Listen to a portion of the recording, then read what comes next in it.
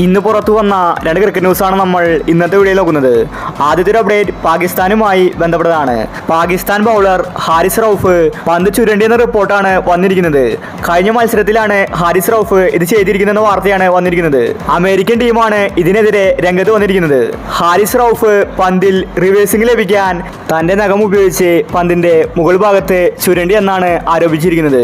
ICC അന്വേഷണം ആരംഭിച്ചിട്ടുണ്ട്. പന്ത് ചുരണ്ടി എന്ന് തെളിഞ്ഞാൽ പാകിസ്ഥാൻ താരത്തിന് പണി കിട്ടും. സാധാരണ ഓസ്ട്രേലിയൻ ടീമാണ് ഇതുപോലെ പന്ത് ചുരുണ്ടാറ്.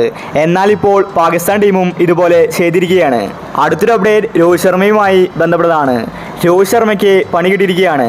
താരത്തിന് കഴിഞ്ഞ മത്സരത്തിൽ ഷോൾഡറിൽ പന്ത് തട്ടി പരിക്കായിട്ടുണ്ടായിരുന്നു. ശേഷം രോഹിത് റിട്ടയർഡ് ഹർട്ടായിട്ടാണ് പുറത്തായത്. ഇപ്പോഴിതാ രോഹിത് ശർമ്മയ്ക്ക് പരിക്കാണെന്നാണ് അറിയാൻ സാധിക്കുന്നത്. നാളത്തെ മാച്ചിൽ രോഹിത് ശർമ്മ കളിച്ചേക്കില്ലെന്ന റിപ്പോർട്ടാണ് വന്നിരിക്കുന്നത്. രോഹിത് ശർമ്മയ്ക്ക് റെസ്റ്റ് കൊടുക്കുകയാണ് ഇന്ത്യൻ ടീം. ഇങ്ങനെ വരുമ്പോൾ ഇന്ത്യക്ക് പുതിയൊരു ക്യാപ്റ്റനെ ആവശ്യമാണ്. ഹാർദിക് പാണ്ഡ്യ നാളെ ക്യാപ്റ്റൻ അയക്കുമെന്നാണ് അറിയാൻ സാധിക്കുന്നത്. രോഹിത് ശർമ്മ കളിച്ചില്ലെങ്കിൽ അത് ഇന്ത്യക്ക് തിരിച്ചടിയായേക്കും.